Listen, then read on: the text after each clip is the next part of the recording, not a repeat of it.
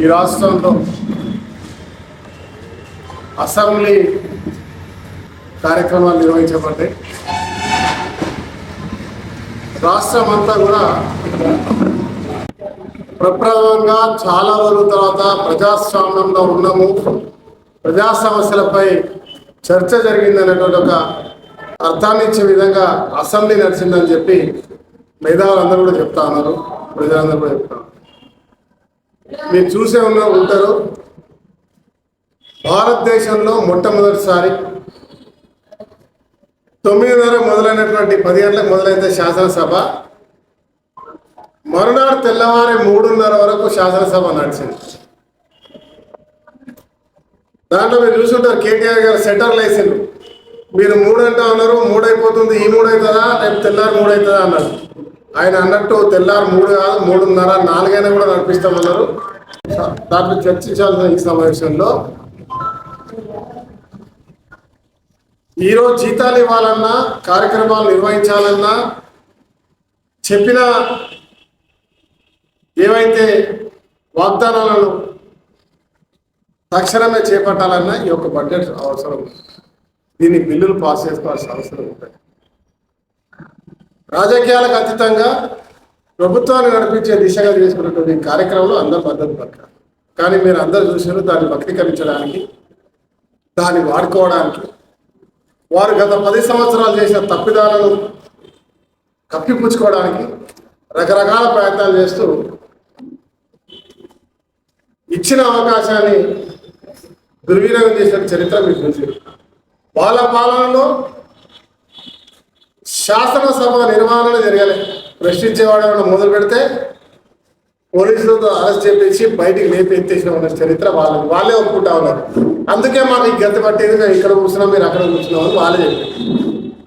అలాంటి దుర్మార్గమైనటువంటి ఆ పాలన నుంచి బయటకు వచ్చేయాల స్వేచ్ఛనిచ్చి ఎన్ని రకాలుగా అవమానాలు చేసినా, దుమ్మెత్తి పోసినా, దేనికో నిందలు వేసినా కూడా నవ్వుతూ ప్రజల కొరకు చేయాల్సిన పనుల మీద చేసే కార్యక్రమం చేపట్టాడు.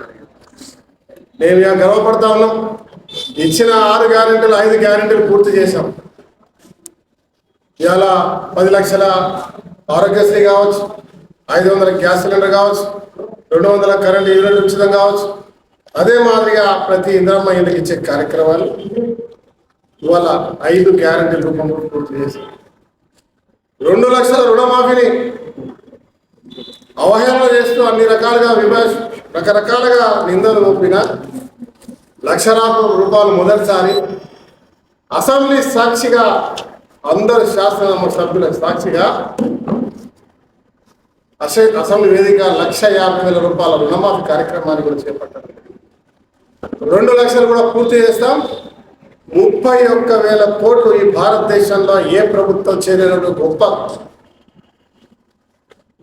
రైతు సంక్షేమం పట్ల, రైతు రుణాన్ని మాఫ్ చేయాలి, రైతు కంట నీరు రావద్దు, ప్రతి రైతు కుటుంబం మంచిగా ఉండాలని ఒక సంకల్పంతో ఒక ధైర్యమైనటువంటి ఒక కార్యాచరణ తీసుకున్నాం. అది చేసి తీరుతున్నాం అనే విషయాన్ని గర్వంగా చెప్తాం. కేవలం అదొకటే కాకుండా ఇలా జాబ్ క్యాలెండర్ విడుదల చేస్తామని చెప్పినాం. జాబ్ క్యాలెండర్ చాతగానటువంటి గత పాలకులు ఇది ఉత్తిత్తే అని రకరకాల మాటలు మాట్లాడి బయటకు వెళ్ళి ఇవాళ ప్రభుత్వం ద్వారా జరిగే పనులు చేయించాలని ఒక ఆలోచన కూడా లేనటువంటి ఒక దుర్మార్గమైనటువంటి ఆలోచన ఉన్న వాళ్ళు బయటకు వెళ్ళిపోయినా కూడా ఇవాళ జాబ్ క్యాలెండర్ను రిలీజ్ చేశాం. ఇవాళ నిరుద్యోగ యువతకు ఖచ్చితంగా ఉద్యోగాలు ఇచ్చడానికి ప్రభుత్వం సిద్ధంగా ఉంది అనే ఒక సందేశాన్ని, ఒక సంకల్పంతో చేసే కార్యాచరణను మొదలు పెట్టామని చెప్తాం. ఇదివరకే దాదాపు 35,000 మందికి ఉద్యోగాల కల్పన చేశాం. భవిష్యత్తులో కూడా చేస్తామని చెప్పి ఇవాళ మీ ద్వారా ఈ ప్రాంతంలో పెద్దపల్లి ప్రతి ఒక్క చదువుకున్న నిరుద్యోగ యువకులకు శుభాకాంక్షలు చెప్తున్నా, శుభవార్త చెప్తారు. దాంతోపాటు మీరు చూస్తారు,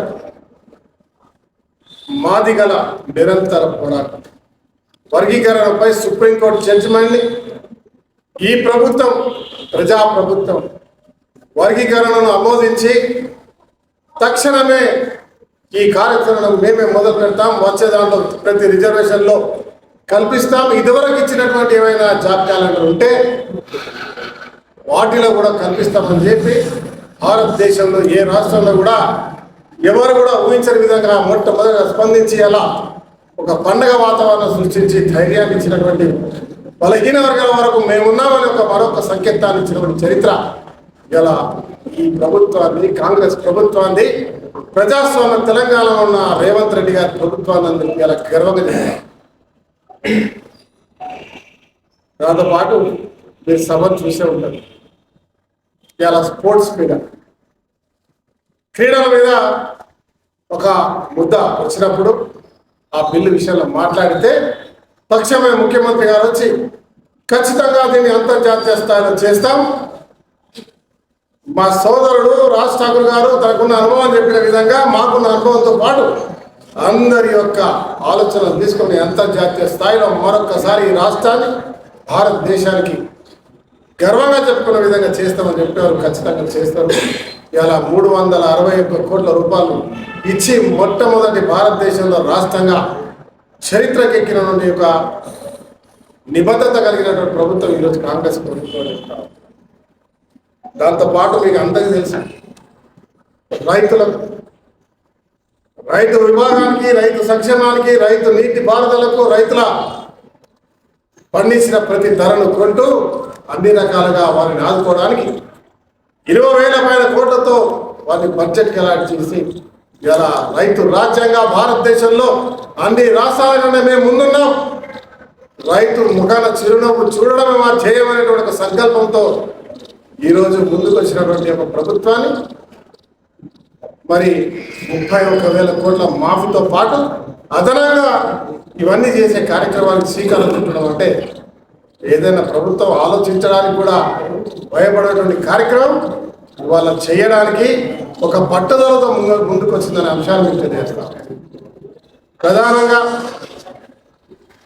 రామగుండం సంబంధించిన అంశం అనేక సార్లు నేను మాట్లాడే అవకాశం నాకు ఈసారి స్పీకర్ గారు, ఎల్ఏ మినిస్టర్గా ఉన్నటువంటి మన అందరి ప్రీతమ నాయకులు శ్రీధర్ బాబు గారు, ముఖ్యమంత్రి గారు బట్టి విక్రమార్క గారు అవకాశం కల్పిస్తే ఈ 3 సార్లుగా జరిగినటువంటి అసెంబ్లీలో మొదటిసారి, రెండోసారి 3 సార్లు, ఈసారి 9 రోజుల్లో దాదాపు 12 సార్లు అనేక అంశాలపై 1 నిమిషం, 2 నిమిషాలు, 5 నిమిషాలు, అరగంట మాట్లాడేటువంటి అవకాశాలు కల్పించి రాష్ట్ర వ్యవస్థలో ఉన్నటువంటి సమస్యలతో పాటు ఇలా ఈ ప్రాంతాన్ని చెప్పిన ప్రతి ఒక్క సమస్యను చెప్పేటువంటి అవకాశం కల్పించినందుకు స్పీకర్ గారికి, శ్రీధర్ బాబు గారికి, ముఖ్యమంత్రి గారికి, బట్టి విక్రమార్క గారికి, రామగుండం ప్రజల పక్షాన చేతులు జోడించి ధన్యవాదాలు చెప్తున్నా.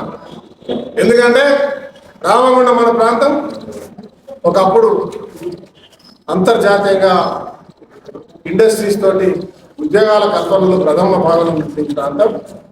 మాంచెస్టర్ ఆఫ్ ఇండియా పోయి కాస్త ఇలా ఉద్యోగాలు లేని ముందలగడ్డగా మారుతుంది.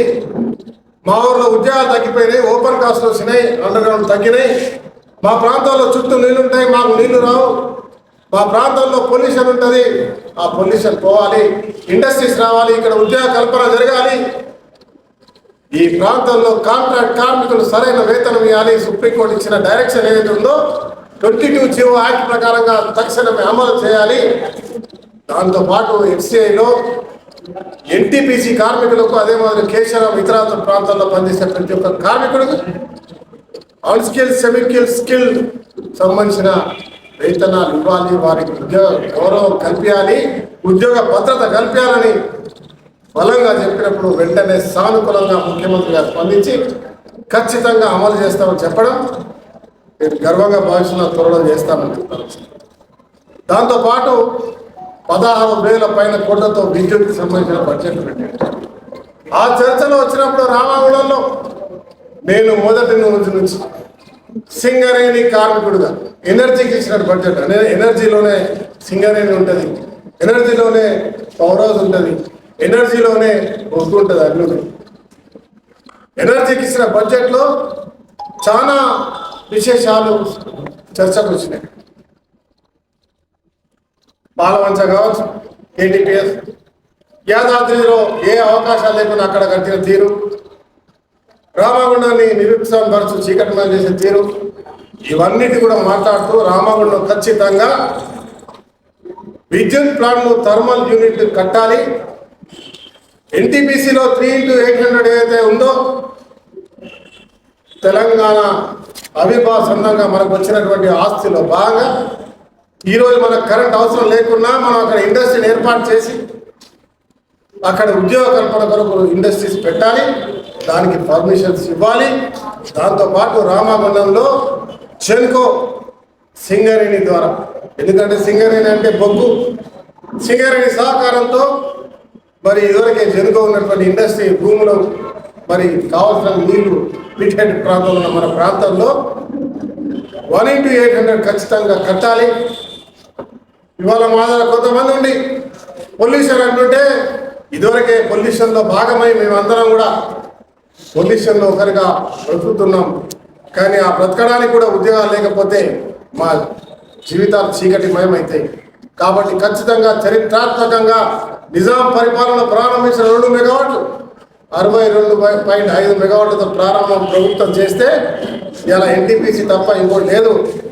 రాష్ట్ర ప్రభుత్వం పక్షాన అది సింగరేణా, జెన్కోనా, జాయింట్ వెంచరా ఏదైనా పర్లేదు, ఇక్కడ ఖచ్చితంగా 1x800 కట్టాలన్న రామగుండం ప్రజల పక్షాన నేను, మా నాయకుడు శ్రీధర్ బాబు గారు, జిల్లాకు సంబంధించిన ప్రతి ఒక్క శాసనసభ్యుడు, జిల్లాకు సంబంధించిన ఇతర మంత్రివర్యులు, ఇన్ఛార్జ్ మంత్రి సహా డిమాండ్ పెడితే ప్రభుత్వం ఖచ్చితంగా ఇక్కడ 1x800 ఏర్పాటు చేస్తామని తక్షణమే అధికారులకు చెప్పి దానిపై పూర్తి స్థాయిలో పర్యవేక్షణ చేసి అన్ని రకాల రిపోర్టులు ప్రభుత్వం స్పందించి త్వరలో దానిపై కార్యాచరణ తీసుకోవాలని చెప్పినటువంటి ఇచ్చినటువంటి వాగ్దానం ఒక శుభ సూచకం, ఒక మంచి జరిగే పరిణామం. ఖచ్చితంగా ఇచ్చిన మాటను చేసేటువంటి కార్యాచరణ ఏదైతుందో అది ప్రభుత్వాన్ని మాట తప్పకుండా ఇచ్చేటువంటి కార్యక్రమం కాంగ్రెస్ ప్రభుత్వం కాబట్టి తప్పకుండా రామగుండంలో 1x800 వస్తుంది, చేస్తామని చెప్పి ఇవాళ రేవంత్ రెడ్డి పక్షాన, డిప్యూటీ చీఫ్ మినిస్టర్ బట్టి విక్రమార్క గారి పక్షాన, శ్రీధర్ బాబు గారి పక్షాన, అదే మాదిరి జిల్లాకు సంబంధించిన మంత్రివర్యులు ప్రభాకర్ గారు, ఇన్ఛార్జ్ మంత్రి ఉత్తమ్ కుమార్ రెడ్డి గారు, తర్వాత జిల్లాకు సంబంధించిన అందరు శాసనసభ్యుల పక్షాన రామగుండం పెద్దపల్లి జిల్లా ప్రజలకు అందరికీ కూడా శుభాకాంక్షలు తెలుస్తున్నా. తప్పకుండా తీసుకొస్తామని చెప్తాం. దాంతోపాటు మీ అందరికీ తెలుసు, ఈరోజు మన ప్రాంతం లక్షలాది మంది చదువుకున్నటువంటి నిరుద్యోగులు ఉన్నారు. మనం ఈరోజు రామగుండం లేకుంటే 30,000 మంది నిరుద్యోగ యువకులు చదువుకొని ఉద్యోగాలు లేని వాళ్ళు, ఒక్కొక్కరు ఇంజనీర్లు చేస్తారు, డాక్టర్లు, పోస్ట్ గ్రాడ్యుయేట్లు, డబుల్ పీజీలు, డిగ్రీలు, చదువు లేని వాళ్ళు, 10th వాళ్ళు, ఇంటర్మీడియట్ వాళ్ళు చదువుకున్న వాళ్ళు చాలా మంది ఉంటారు. ఉద్యోగాల గురించి రోజు పొద్దున్న సాయంత్రం వరకు 500 నుంచి 1000 మంది అప్లికేషన్స్ ఇస్తారు. చాలా మంది బయటికి పోయి ఉద్యోగం చేస్తారంటే కారణం ఏందుందా అని ఆలోచిస్తే కొందరికి స్కిల్ డెవలప్మెంట్ లేక, పర్సనాలిటీ డెవలప్మెంట్ లేక, భాష రాక, రకరకాల ఒక ఫోబియాతో రానటువంటి పరిస్థితి కూడా మనం చూస్తా ఉన్నాం స్వయంగా.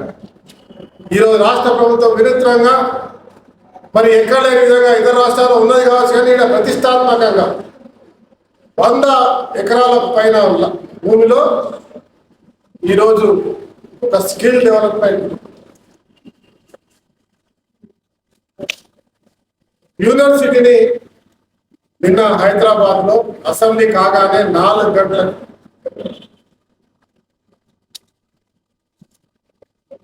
స్కిల్ డెవలప్మెంట్ యూనివర్సిటీ ప్రారంభించడం జరిగింది.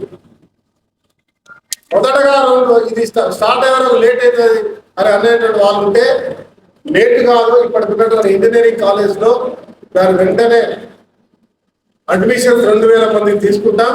ఆ 2,000 మందికి అన్ని కంప్యూటర్తో ఆ ట్రైనింగ్ తీసుకుంటాం. వాళ్ళ ఉద్యోగాలు స్కిల్ డెవలప్మెంట్ సీట్ వచ్చిందంటే 100% ఉద్యోగం వచ్చినట్టు. అలాంటి కార్యక్రమంతో పాటు ముఖ్యమంత్రి గారికి కొన్ని సలహాలు ఇవ్వడం జరిగింది. మా జిల్లాలో సైతం యూనివర్సిటీస్ ఉన్నాయి. సింగరేణిలో, ఎన్టీపీసీలో, ఇతర ప్రాంతాల్లో స్కిల్ డెవలప్మెంట్ సెంటర్స్ పెడతా ఉన్నాం. దీనికి అనుసంధానం చేస్తాం. ఆ స్కిల్ డెవలప్మెంట్లో కూడా వారికి కావాల్సినటువంటి ట్రైనింగ్ని, వారికి కూడా లెక్చర్స్ పంపించి ఇక్కడ ఎవరెవరైతే అడ్మిషన్ చేస్తారో వారికి కూడా ఖచ్చితంగా ఉద్యోగం ఏర్పాటు చేయాలని చెప్పి వారు చెప్పడం జరిగింది. వారు సానుకూలంగా స్పందించి పెద్దపల్లిలో, రామగుండంలో, అదే మాదిరి ఇతర సింగరేణి కొత్తగూడెం కానీ బెల్లంపల్లి ప్రాంతాల్లో చేయగలిగితే ఇక్కడ దాదాపు 2.5 కోట్లతో తిలక్ నగర్లో చేస్తా ఉన్నాం. దానికి అనుసంధానం చేసి అక్కడ స్కిల్ డెవలప్మెంట్ కాలేజీగా ఏర్పాటు చేసి అక్కడ కూడా రామగుండంలో చేస్తున్నామని చెప్పి గర్వంగా మీ అందరికి కూడా తెలియజేస్తా ఉన్నాం. దాంతోపాటు మేము మీ అందరికి తెలుసు, మనం చూసినారు రాజీవ్ గాంధీ అభయాస్తం అని చెప్పి ఒక ఐఏఎస్ ఐపీఎస్ గ్రూప్ 1 సెలెక్ట్ అయిన వాళ్ళకి, ఇంకా పైకి గ్రూప్ 1 పోయే వాళ్ళకి సెలెక్ట్ అయిన వాళ్ళకి వారికి తరఫునిచ్చే కార్యక్రమంలో మరి సింగరేణి ద్వారా కోల్ ఇండియా ద్వారా 2 లక్షలు, అంటే డబ్బు ద్వారా 2 లక్షల లెక్కలకు రాదేమో, కానీ చాలా మంది విద్యార్థులకు చదువుకోవడానికి దానికి సంబంధించిన పుస్తకాలు కొనుక్కోవడానికి డబ్బు రేట్లు రాస్తారు. చాలా మంది పేదవాళ్ళు ఐఏఎస్ అయ్యే వాళ్ళు ఉన్నారు. వారిని దృష్టిలో పెట్టుకొని ఈరోజు వారందరికీ సింగరేణి ద్వారా 1,00,000, కోల్ ఇండియా ద్వారా 1,00,000, 2 లక్షల రూపాయలు ఇచ్చే కార్యక్రమం మొదలుపెట్టాం. మొన్న మొదటి విడతగా 48 మందికి ఇచ్చాం. భవిష్యత్తులో ఇంకెవరున్నా మన ప్రాంతాల్లో వాళ్ళందరికీ కూడా ఇస్తామన్న అంశాన్ని మీ ద్వారా తెలియజేస్తాము. మీ అందరూ ఇంకో అంశం తెలుసు, నిన్న టీచర్లకు ఇచ్చినటువంటి ఒక ప్రమోషన్స్ తర్వాత కొంతమంది అంశాలు యూనియన్లన్నీ అనేకం ఉన్నా అన్ని ఏరియాలో పెట్టి ఒక్క ప్లాట్ఫామ్ మీద 30,000 మంది విద్యార్థి ఇలా గురువులు, అంటే తల్లిదండ్రుల తర్వాత మనం గురువు దైవంగా భావిస్తాం. ఆ దైవంగా భావించే గురువులు అందరూ కూడా 30,000 మంది ఎల్బీ స్టేడియంకి వచ్చి కరతాల ధ్వనులతో గతంలో ఉన్న ఏ పాలకులున్నా చేయనటువంటి ధైర్యాన్ని ఇచ్చారు, ప్రోత్సాహం ఇచ్చారు, మమ్మల్ని ప్రమోషన్లు ఇచ్చి మమ్మల్ని ఆదరించారు. ప్రభుత్వ స్కూళ్లను ప్రోత్సహిస్తాం, ప్రభుత్వ స్కూళ్ళలో అన్ని రకాల ఏర్పాటు చేస్తాం. ఒక అన్ని రంగాల స్కూల్ కలిపి ఒక పెద్ద ఎత్తున ఒక్కొక్క కాన్స్టిట్యూన్స్ లో 100 కోట్లతో స్కూళ్ళు కట్టి ఏర్పాటు చేస్తాం. స్పోర్ట్స్ స్కూళ్ళు ప్రోత్సహిస్తాం, పీఈటీలను ప్రోత్సహిస్తామని చెప్పినటువంటి సీఎం గారి మాటలకు మరి గౌరవిస్తున్న ప్రతి ఒక్కరు మరి ఆ ఎన్నడూ జరిగినటువంటి ఒక పండుగ వాతావరణంతో పాటు ఇలా టీచర్స్ వారు ఆనందంతో మా సర్వీస్ ఎంతున్నా మా భవిష్యత్ తరాలకు ఇదొక గొప్ప వరం.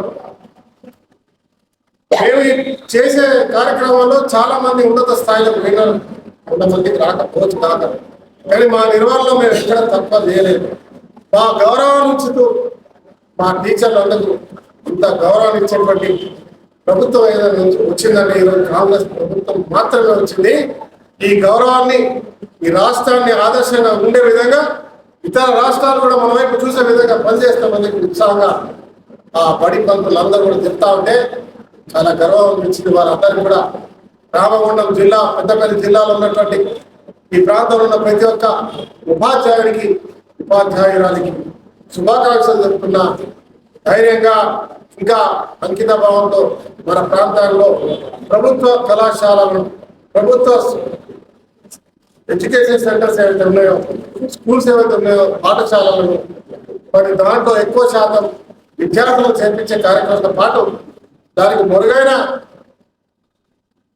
మెరుగుపరిచి అన్ని రకాలుగా వసతులు ఉండేటట్టు చేయడానికి నేనున్న ఈ ప్రభుత్వం ఉందన్న విషయాన్ని మీ అందరికి తెలియజేస్తాను. దాంతోపాటు చాలా మంది నిన్న మన విషయం రేషన్ కార్డ్స్ అంశంలో రాలేదు, పెన్షన్స్ రాలేదు, ఇంకా దాని మీద మహిళలకు 2,500 విషయాలు ఏదో మాట్లాడతాం. దానిపైన ప్రభుత్వం స్పష్టమైన వైఖరి వచ్చింది. ఇలా మేము చెప్తాను, 100 రోజులు ప్రభుత్వం ఏర్పాటైనానికి 100 రోజులు పోయింది. పార్లమెంట్ ఎన్నికలు వచ్చి 100 రోజులు పోయింది. పని స్టార్ట్ అయ్యి మొన్న స్టార్ట్ అయిన ఈ 2 నెలల్లో అధికారుల మార్పులు, అధికారుల చేర్పులు, పనితనాలు, బడ్జెట్లు ఇవన్నీ చేసుకుంటూ ఇన్ని ఒక కార్యక్రమాలు చేస్తారు. ఎక్కడైనా ఉద్యోగులకు జీతాలు రాకుంటున్నదా, పెన్షన్లు రాకుండా ఉన్నాయా, ప్రభుత్వ సంక్షేమాలు ఎక్కడైనా ఆగిపోయినాయా? ఇంకా పెరిగినాయే తప్ప ఇచ్చిన మాటలు చేసుకుంటూ ప్రతి ఒక్కరు ముందుకు తీసుకుంటారు. ఈరోజు మేము గర్వంగా చెప్తా ఉన్నాం, ఇచ్చిన మాట ప్రకారంగా 5 గ్యారెంటీలు పూర్తి చేశాము. రైతు రుణమాఫీ చేశాం, స్కిల్ యూనివర్సిటీ తెచ్చాం, 35,000 ఉద్యోగాలు ఇచ్చినాం, జాబ్ క్యాలెండర్ తెచ్చినాం. మళ్ళా రైతుకు పంట కట్టడానికి, రైతుకు కావాల్సిన నీళ్లు తేవడానికి, రైతు సంక్షేమానికి కొరికి కావాల్సినంత బడ్జెట్ ఇచ్చినాం. పవర్ విషయంలో ఇంకా రాష్ట్రాన్ని ఉన్నత స్థాయిలో ఇచ్చడానికి అన్ని రకాల వసతులు కల్పిస్తాం. ఇలా దళితులకు వచ్చిన తీర్పు మాదిరి ఉండకుండా తక్షణమే అదే రోజు నుంచి అమలు అయ్యే విధంగా ప్రభుత్వం నిర్ణయం తీసుకున్నాం. ఒక్కటి కాదు, చెప్పుకుంటూ పోతా ఉంటే ప్రతి అంశంలో కార్యాచరణ చేసుకుంటూ ముందు పోతున్నారు తప్ప మాయా మాటలు చేసుకుంటూ వాళ్ళ ఒడ్డుదాటే పని చేయకుండా గత పాలకులు చేసినప్పుడు మీరు ఆచరణ పెట్టి చేస్తారు. ఎన్నికలు లేవు, ఇమ్మీడియట్ వాగ్దానం చేసిన మాయా చేయాల్సిన అవసరం లేదు.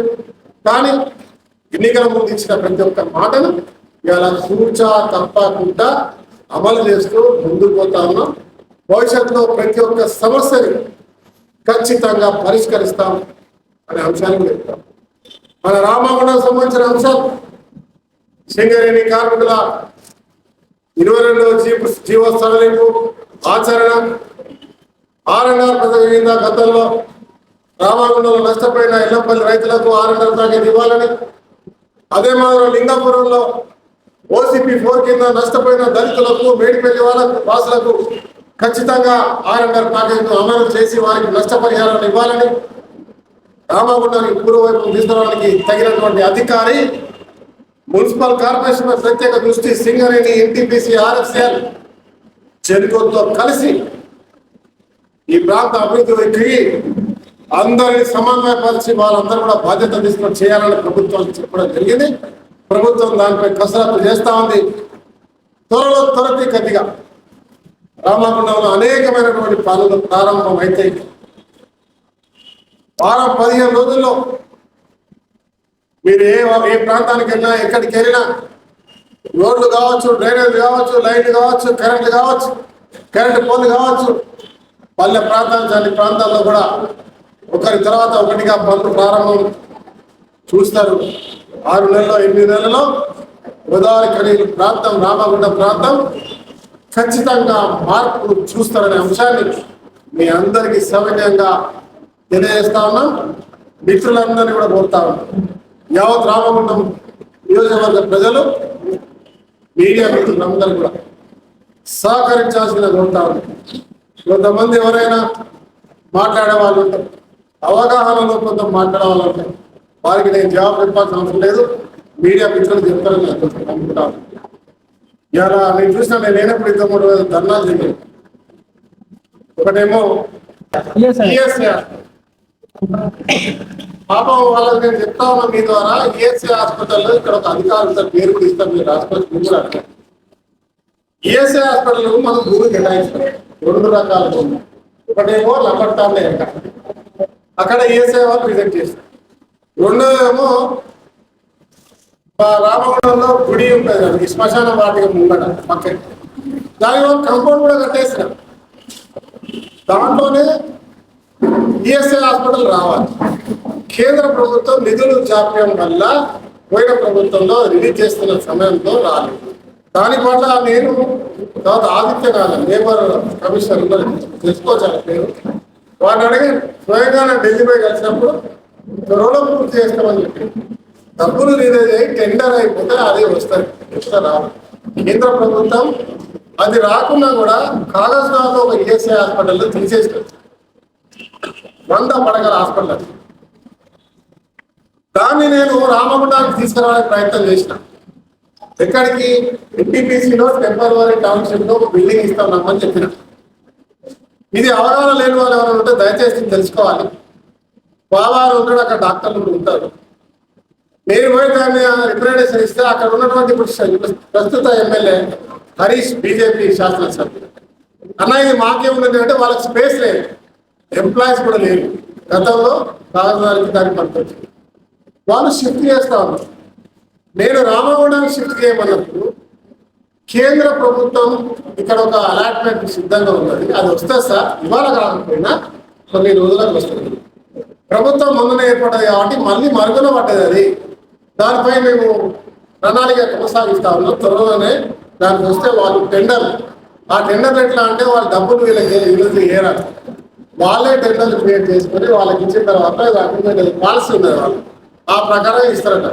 ఇస్తే అక్కడ వాళ్ళు కట్టడానికి సిద్ధంగా ఉన్నారు, అక్కడ ల్యాండ్ ఉంది. ఇక్కడ ఈఎస్ఐ హాస్పిటల్ అది రాకున్నా పర్లేదు, మాకు అవసరం లేదు, ఇక్కడికున్న మనకు సిరిపుర్ కావాలని సంబంధించి ఎన్టీపీసీకి షిఫ్ట్ చేయమని చెప్తే వాళ్ళు చెప్పింది ఏంటంటే ఇది కూడా కేంద్ర ప్రభుత్వాన్ని కాబట్టి మీకు కొత్తగా అలాట్ అయింది కాబట్టి అదే తీసుకోండి, అది 100 కోట్ల రూపాయల పైన వస్తుంది, ఇంకా పెంచుకోవచ్చు మనము. పాత రివైజ్ లెక్కల ప్రకారం 100 కోట్లు 96 కోట్లు ఉంటే ఇప్పుడు దాన్ని పెంచాల్సింది. 15 ఏళ్ళ కింద వచ్చినటువంటి స్కీమ్ అది. వాళ్ళ గెలవాలి ఎవరైతే నాయకులు ఉన్నారో 15 ఏళ్ళ కింద మనకు వచ్చిన ప్రపోజల్ 15 ఏళ్లకు ఇప్పటికి వేసుకుంటే దాన్ని మళ్ళీ పెంచాలి. టెండర్లు అది నాకు ఆ టెండర్ల వ్యవస్థ తెలియదు, ఆ పెంచిన ధర లేకుండా వాళ్ళు ఎత్తేసిన తెలియక అది ఆగిపోయింది. దాని వెంబడే అనుకున్నాను దేని మీద కాదు, రామగుండంలో ఏ వర్క్ కావాలన్నా రామగుండం సంబంధించిన అంశాల్లో గత 15 సంవత్సరాల నుంచి ఏ రకంగా నిర్లక్ష్యానికి గురైంది, ఎక్కడెక్కడ ఎవరెవరు ఏమి ఇచ్చారనే దాని మీద పూర్తిగా తెలుసుకుంటూ ముందుకు పోతా ఉన్నా. ఏది జరగలేదనే విషయాన్ని ఎక్కడ చూసినా ఎక్కడ కారణం లేదు. రిటర్నింగ్ వాల్ మనది ఊసే లేదు. ఇక్కడ సుధాకర్ రెడ్డి గారు ఏం సుందర్ ఎప్పుడని అడగాలి, సుందిల్లా రిటర్నింగ్ వాల్ అంటారు దాన్ని. నేను పోయి రామలింగుండం returning wall, Ramagundam returning wall అంటే వీడెవరు రామగుండం ఎక్కడ రిజర్వేర్ వచ్చిందని వాళ్ళు అడిగినారు. తర్వాత తెలుసుకుంటే సుందిల్లా రిటర్నింగ్ వాల్ మనకు రావాలి, అటు దిక్కు మంచిర్యాలకు రావాలి, అటు చెన్నూరుకు రావాలి. ఏది రాలే, రామగుండం రిటర్నింగ్ వాల్ ఊసే లేదు. ఇప్పుడు కొత్త డిజైన్ చేసి ఇప్పుడు పెట్టుమని మనం చెప్పి ఒక రిప్రజెంటేషన్ ఇచ్చినాం.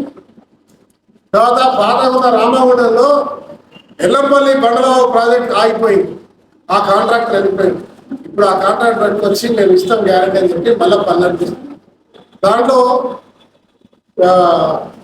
ఎంపీడీసీఎల్ వాళ్ళు అక్కడ పవర్ ఏర్పాటు చేయాలి. దానికి ఒక 6 నుంచి 8 కోట్ల రూపాయల అవసరం ఉంటుంది, దానికి నిధులు కేటాయించాలి. అది జరగలేదు, దాకా జరిగింది మేమే చేసినామంటే ఎట్లా జరగలే. దాని మీద ఒక రిప్రజెంటేషన్ లేదు, దాని మీద చెప్పిన లేదు. నిన్న నేను పోయి కాజా నుంచి వచ్చాను. R&Bలో హెచ్ఆర్కి సంబంధించిన వాళ్ళు 3 వైండింగ్ చేయాలని చెప్పి అన్నారు.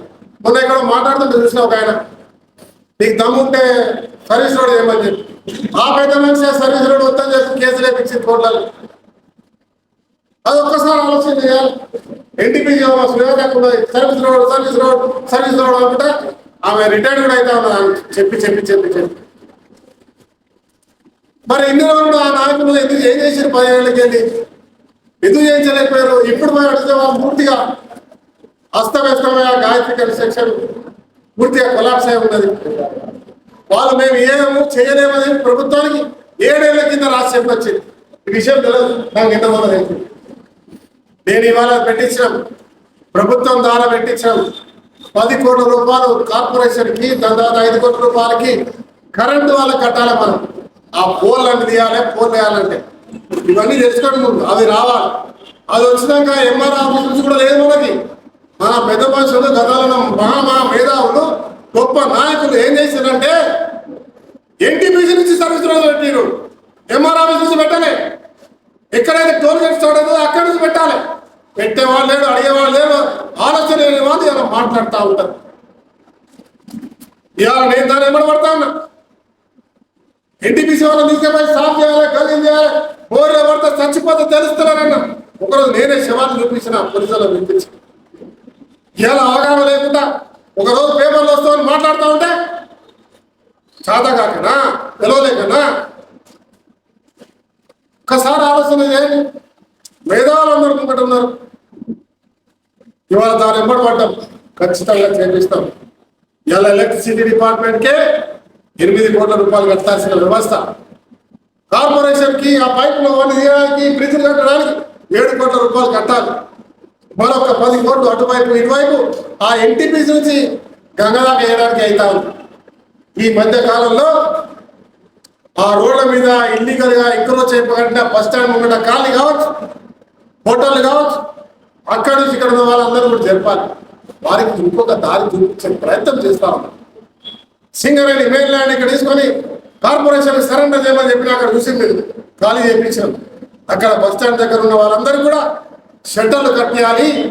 వారికి పర్మనెంట్ గా ఎప్పుడు పడితే అప్పుడు ఖాళీ అభద్రత భావం లేకుండా అక్కడ ఉన్న హోటల్స్ వాళ్ళకి, ఛాయ్ దుకాణం వాళ్ళకి అక్కడ షాపింగ్ కట్టేయాలన్న ఒక ఆలోచనతోటి చాలా దూరం ఆలోచించి అక్కడ ఉన్న భూమిని ఇలా మున్సిపల్ సరెండర్ చేసి తీసుకున్నాం. మా ఆలోచన పేదవాడిని కాపాడాలి. అక్కడ బతికే ఉన్నటువంటి ఒక ప్రతి ఒక్క పేదవాడి ఒకన చిరునవ్వు చూడాలని ఒక ఆలోచన తప్ప ఎవరిని మోసం చేసో ఏ ఒక్క పేదవాడికి పొట్టగొట్టాలనే ఆలోచన ఉండదు, ఉండపోదని చెప్తా ఉన్నా. ఎవరికైతే దోపిడీ చేసి, ఎవరైతే కబ్జా చేసి దాని మీద అనుభవిస్తా ఉన్నారు, ఎవరైతే దాని మీద లాభాలు చేపిస్తా ఉన్నారు, వారి అధికారం లేకుండా, వారి హక్కు లేకుండా చేస్తున్నారో తప్పకుండా అవి వాపస్ తీసుకుంటాం, ప్రజలకు అప్పచెప్తామని చెప్పే విషయాన్ని కూడా ఖచ్చితంగా చెప్తాం. దీని మీద ఎవరు మాట్లాడినా, ఎక్కడ మాట్లాడినా చర్చకు నేను సిద్ధం. నేను అవసరం లేదు, మా నాయకులందరూ ఇక్కడ కూర్చున్న వాళ్ళందరూ కూడా సిద్ధం. ఇది మా ఆలోచన, మా ప్రభుత్వ ఆలోచన, మా ప్రజా సంక్షేమం చేసే ఒక ఆలోచన మీ ద్వారా ప్రభుత్వానికి తెలియజేస్తాను.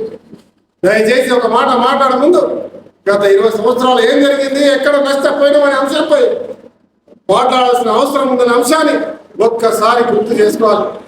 మీరు ఏదో ఒక వైపున ఏదో ఒక రకమైన గతంలో ఉన్న ప్రభుత్వ అధికారం వాళ్ళతో, అధికారం ఉన్న వాళ్ళతో కలిసినప్పుడు ఇవన్నీ ఎందుకు మాట్లాడలేకపోయినారు, ఇవన్నీ ఎందుకు చేయలేకపోయినారే ఒక్కసారి మీరు ఆత్మవిమర్శ చేసుకోవాల్సిన అవసరం ఉందని చెప్పి నేను భావిస్తా ఉన్నా.